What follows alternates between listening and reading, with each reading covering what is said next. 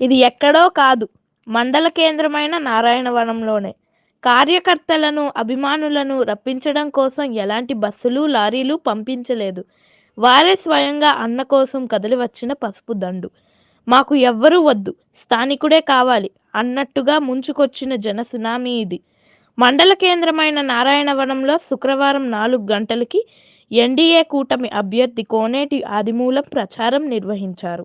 ఈ ప్రచారానికి తరలివచ్చిన జన సందోహమే ఇది. ఎవరూ ఊహించని విధంగా జన సునామీ పుట్టుకొచ్చింది.